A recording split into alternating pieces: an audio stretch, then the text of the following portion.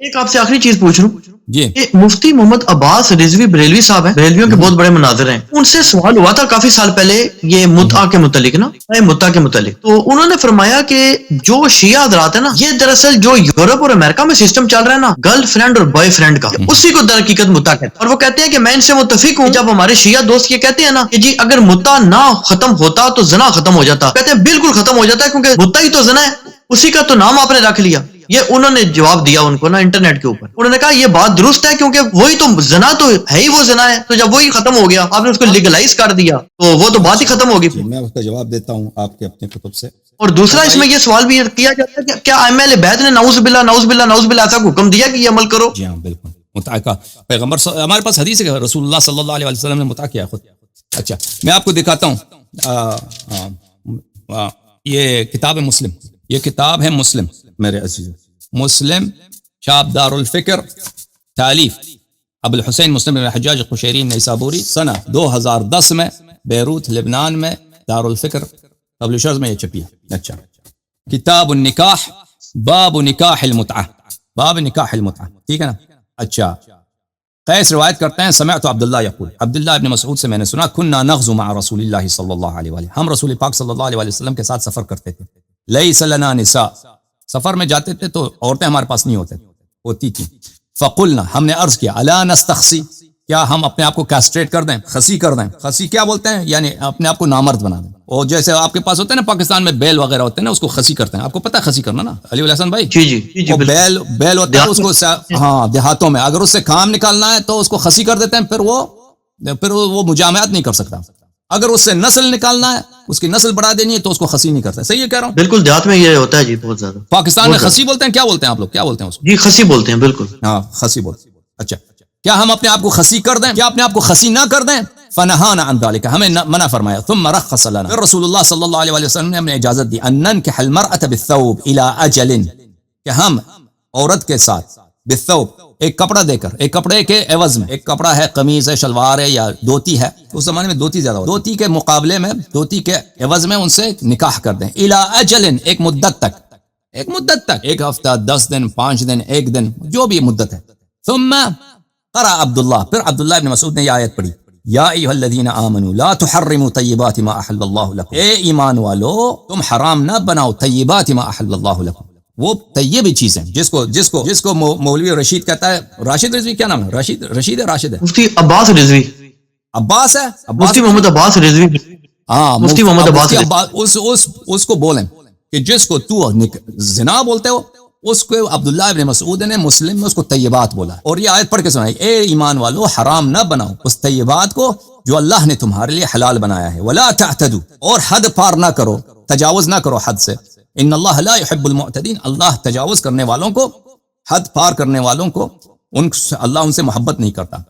اچھا پھر دوسری سند کے ساتھ، تیسری سند کے ساتھ مروی ہے، چوتھے سند کے ساتھ یہ روایت ہے جابر ابن عبداللہ انصاری و سلمہ ابن الاکوع دونوں سے، قال، ان دونوں نے کہا، خرج علینا منادی رسول اللہ صلی اللہ علیہ وآلہ وسلم، کہ رسول پاک صلی اللہ علیہ وآلہ وسلم کی جانب سے منادی آیا، فقال، اس نے منادی نے ندا دی، ان رسول اللہ صلی اللہ علیہ وآلہ وسلم قد اذن لکم، پیغمبر صلی اللہ علیہ وآلہ وسلم نے اذن دی ہے، اجازت دی ہے، ان تستمتعوا، کہ تم کیا کرو، استمتاع کرو، یعنی متعۃ النساء، یعنی عورتوں کے ساتھ متعہ کرو۔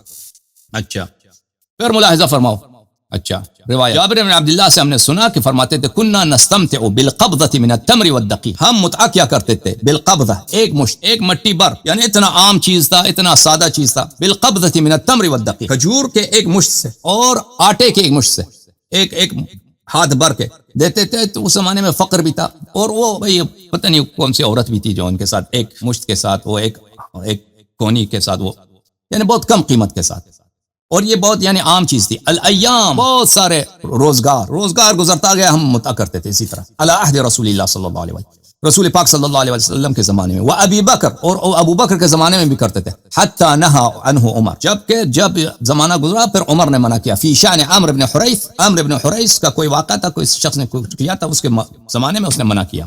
اچھا تو یہ ہے بھائی کہ مغرب میں جو ہوتا ہے بوائے فرینڈ گرل فرینڈ کا ہوتا ہے، اس میں یہ نکاح نہیں پڑھتے، یہ نکاح نہیں کرتے، وہ کوئی ایک دوسرے کے ساتھ سیٹنگ ہو گئی نا، رات کو کلب میں مل گئے، دوستی ہو گئی، پھر وہ ایک ساتھ رہنے لگتے ہیں، تو اس میں نکاح نہیں ہوتا۔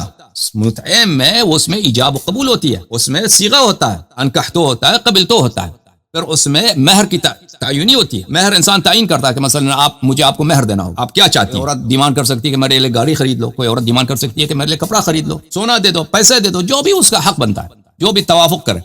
ٹھیک ہے نا. جیسے ابھی جابر نے کہا کہ ہم اتنا سستا مثلا ایک کپڑا دیتے تھے یا ایک کچھ کھجور دیتے تھے کسی عورت کو، متع کرتے تھے. یہ کوئی واجب نہیں ہے کہ کوئی کر دے، لیکن اگر کر دے کوئی کر دے تو حرام نہیں ہے. اچھا، تو پہلی بات یہ ہے کہ گرل فرینڈ بوائے فرینڈ میں فرق یہ ہے کہ اس میں کیا ہے، نکاح نہیں ہے، اس میں صیغہ نہیں ہے، اس میں ایجاب و قبول نہیں ہے. پھر کیا ہے اس میں کہ بوائے فرینڈ گرل فرینڈ میں مہر نہیں ہے. یہ تو آپس میں دوستی کرتے ہیں، سیٹنگ کرتے ہیں. عورت کی کوئی حق نہیں ہوتی بھائی کوئی اس کو مہر دے دو. کوئی عورت چاہے بہت زیادہ مہر مانگے، اس اجازت ہے اگر مرد قبول کرے تو ٹھیک ہے. پھر کیا ہے، پھر اس میں اجل ہے. اجل یعنی ایکسپائری ڈیٹ، کہ ہم 1 مہینے کے لیے، ہم 2 سال کے لیے، 5 سال کے لیے، جتنے توافق ہے آپس میں ہم رہیں گے. جب وہ مدت ختم ہوتی ہے پھر عورت کو کیا ہے، عدہ رکھنا ہوگا. بوائے فرینڈ گرل فرینڈ میں کوئی عدہ نہیں ہے. وہ جب لڑائی ہو گئی ختم ہو گئے کسی دوسرے مرد کے ساتھ چلے گئے نا. پھر یہ تو ان کی جہالت ہے، وہ کہتے ہیں یہ بوائے فرینڈ گرل فرینڈ والی داستان ہے. اوکے، بہت مہربانی آپ کی عزیز علی بھائی، خدا آپ کو. آپ کے سیاہ حدیث میں رجم کا ذکر ہے کہ نہیں ہے؟ رجم ہے. اگر اتنا ہی معاملہ آسان ہے تو پھر یہ جو لوگ رجم ہوئے ہیں یہ کس لیے رجم ہوئے ہیں؟ نہیں، ہمارے حدیث میں رجم ہے. تو پھر یہ کیوں رجم ہوئے ہیں؟ سزا کیوں ملی ہے لوگوں کو؟ اتنا معاملہ آسان ہوتا. یہ حضرت مولا علیہ السلام سے یہ بھی تو آتا ہے نا کہ اس کو ممانعت کر دی گئی تھی بعد میں. مجھے اس کے معاملے میں تفصیل سے نہیں معلوم، لیکن میں نے رجم کے حدیث میں نے دیکھی ہماری کتب میں، تفصیل نہیں معلوم. نہیں، میں کہہ رہا ہوں کہ شاید اسی لیے رجم ہوتا ہوگا نا کہ مولا علیہ السلام جو فرماتے ہیں کہ جنگ خیبر کے دن اس کو بین کر دیا تھا آپ صلی اللہ علیہ وسلم نے. رجم کو نہیں، رجم کو نہیں بین کیا، اس کو متع کو بین کیا ہے. متے کو کہہ رہے ہیں آپ؟ بخاری کو کہہ رہے ہیں. ہاں اچھا، میں کہہ رہا ہوں رجم کو کہہ رہا ہوں. تو شاید اس کے بعد لوگوں نے کیا ہوگا جس کی وجہ سے رجم ہوئے ہیں. ورنہ اگر اتنا آسان معاملہ ہو تو کسی کو کیا ضرورت پڑی ہے وہ رجم کی سزا بھگتے؟ کیا متع نہیں وہ کر سکتا؟ ہاں، تو جو رجم کس نے کیا؟ رسول صلی اللہ علیہ وسلم کے زمانے میں. جی تو وہ رجم جو ہوتا ہے نا وہ محسنہ کے ساتھ ہوتا ہے نا، وہ شوہردار عورت کے ساتھ. شوہردار کے ساتھ تو متع تو نہیں ہو سکتا نا، جس کے شوہر انہوں نے اس سے وہ بہانے بھی نہیں بنا سکتے نا کہ ہم نے متع کیا ہے. تو وہ کسی عورت کی شوہر ہے بھائی، پڑوسی اس کے ساتھ لگ گیا تو وہ تو متع نہیں ہو سکتا نا. ہاں، اگر یہ ہے کہ بھائی عورت ہے مطلقہ ہے، اس کی شوہر نہیں ہے، پھر اگر نکاح نہ بھی ہوا نا پھر وہ ادا کر سکتا کہ ہم نے نکاح کیا، پھر تو کوئی ثابت نہیں کر سکتا کہ آپ کو سزا ہونی چاہیے. وہ رجم. یہ جو بخاری میں ہے کہ یہ متع حرام ہو گیا تھا، اس پہ آپ کی کیا رائے ہے؟ کیا کس پہ؟ راوی بھی مولا علیہ السلام خود ہیں. کیا بخاری کی بات کر رہے ہیں؟ جی، بخاری میں جو مولا علیہ السلام کا دیکھیں، جو آپ کے کتب میں 2 طرح کے احادیث ہیں متع کے متعلق، ٹھیک ہے نا. جیسے مثلا ابھی میں نے جابر بن عبداللہ کا آپ کے حدیث دکھا دی کہ ہم متع رسول پاک صلی اللہ علیہ وسلم کے زمانے میں کرتے رہے. بہت عام تھی، ہم ایک مشت دیتے تھے آٹے کی، اس کے مقابلے میں متع کرتے تھے. اچھا، یہ اور عمر ابو بکر کے زمانے میں بھی کرتے تھے، عمر کے زمانے میں بھی کرتے تھے. بعد میں عمر نے ایک خاص قضیہ عمر بن حریث کا واقعہ تھا، اس میں عمر نے منع کیا تھا نا. آپ لوگوں کے نزدیک اس میں 2 طرح کے ایک حدیث یہ ہے کہ رسول پاک صلی اللہ علیہ وسلم نے اس کو منع کیا تھا خیبر کے ذبح. دوسری روایت میں یہ ہے کہ نہیں، یہ چلتا رہا. پھر کب منع ہوا ہے؟ یہ عمر کے زمانے میں منع ہوا ہے، ٹھیک ہے نا. تو اس میں سے کون سے احادیث درست ہیں؟ تو اس بعد میں بات تفصیل سے وہ کرے نا تو وہ پھر ثابت کرنا اس کا بڑا آسان ہے کہ یہ عمر نے منع کیا تھا. وہ جو روایات ہیں کہ پیغمبر صلی اللہ علیہ وسلم نے منع کیا تھا وہ باطل ہے، کیونکہ یہ بہت اہم مسئلہ ہے. زنا کا جو مسئلہ ہے ایسی کوئی چھوٹی گناہ تو نہیں ہے نا، کوئی کراہت والی مسئلہ نہیں، یہ بہت اہم مسئلہ ہے کہ کوئی شخص زنا کرے. اب صحابہ کہتے ہیں کہ ہم کرتے رہے، رسول صلی اللہ علیہ وسلم کے زمانے میں بھی کرتے رہے، پھر ابو بکر کے زمانے میں بھی، بعد میں عمر نے منع کیا ہے، ٹھیک ہے نا. تو پیغمبر صلی اللہ علیہ وسلم نے اگر منع کیا ہوتا تو ان جابر بن عبداللہ جو ہے اور عبداللہ بن مسعود یہ لوگ نہیں کہتے کہ تم اس کو اپنے آپ پہ حرام نہ بناؤ، وہ حرمت والی حدیث نہ پڑھتے.